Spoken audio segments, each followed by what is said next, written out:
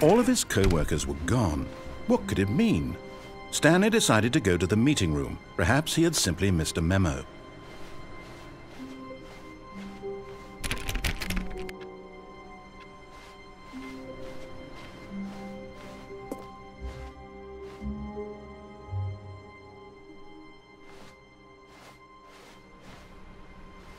Warmth spread through Stanley's arms. With the bucket in his arms again, he was home.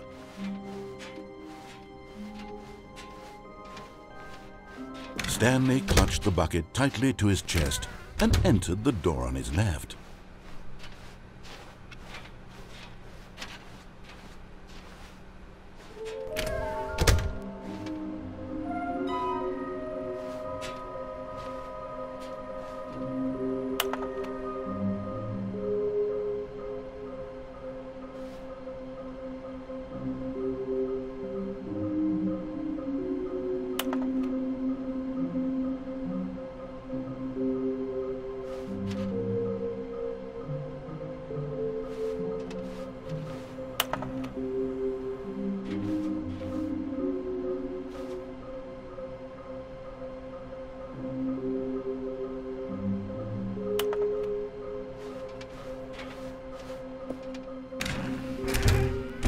Stanley, we must move on from this broom closet, simply because I have no remaining stickers. If I did, you can guarantee we'd be in here for hours. Coming to a staircase, Stanley and the bucket walked upstairs to the boss's office.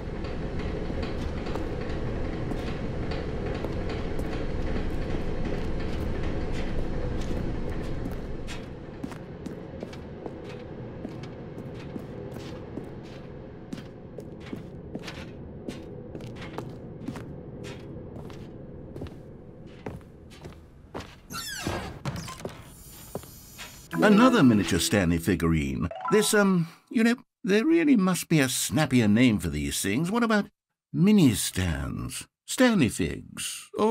What about Stanlerines? Yes, I think I like that. Another Stanlerine under your belt.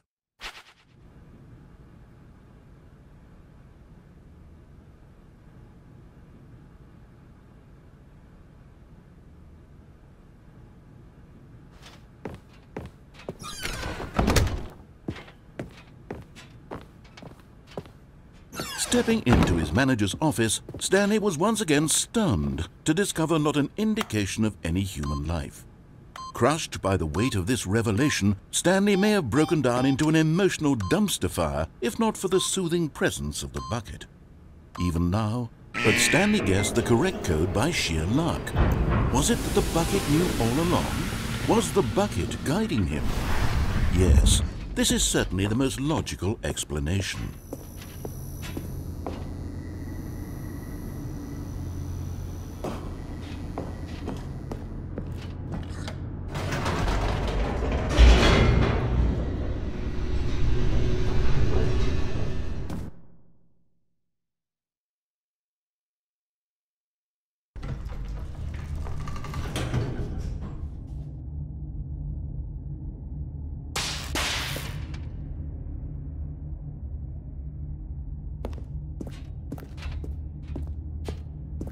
Stanley and the bucket walked straight ahead through the large door that read, Mind Control Facility.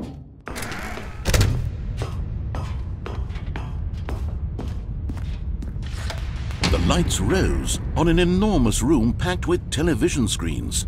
What horrible secret did this place hold? Stanley and the bucket both wondered to themselves. The monitors jumped to life, and Stanley nearly dropped the bucket in shock. Everyone in the office was being videotaped, monitored like guinea pigs. The bucket had never seen anything like this, and it very nearly burst into tears as Stanley cradled it gently, reassuring it that everything would be fine.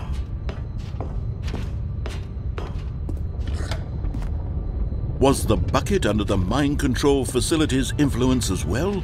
Had the bucket been told to do things it didn't wish to do? What kinds of things does a bucket want to do or not want to do in the first place?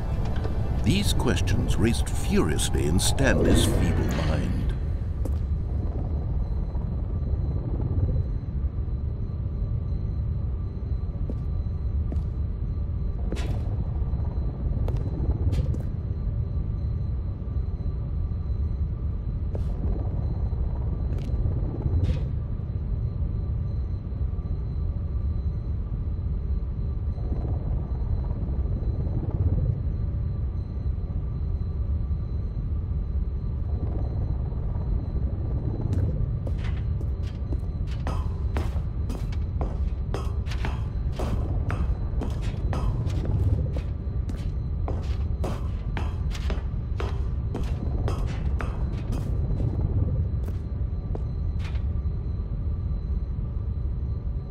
But just as Stanley was about to proceed further into the mind control facility, he tripped and fell over the railing and into the dark void below. Thankfully, he fell directly onto the bucket, which safely cushioned his fall. Now, what to do next? Stanley wondered. Stanley and the bucket could find no way out of this enormous pit, and so eventually they decided that the best thing to do would be to simply get comfortable down here. So they set up a little couch and relaxed. It really wasn't so bad down here, a bit cold perhaps. After some time had gone by, they installed a few shelves as well, and a sort of kitchenette that was useful for when the bucket was craving paninis. But it wasn't until the rugs and the standing lamps came in that it really started to feel like a home. In fact, after some time, Stanley realized that it had been ages since he had even thought of the mind control facility at all. He'd never gotten to fully explore what was up there, never been able to unearth the many mysteries of the mind control facility. This lack of closure began to eat at him. Soon he was dwelling on his regrets, and the state of their home slowly decayed as Stanley became withdrawn and neglected the cleaning. It unsettled the bucket deeply. Stanley wasn't usually like this. The bucket tried to reach out to him again and again, but to no avail.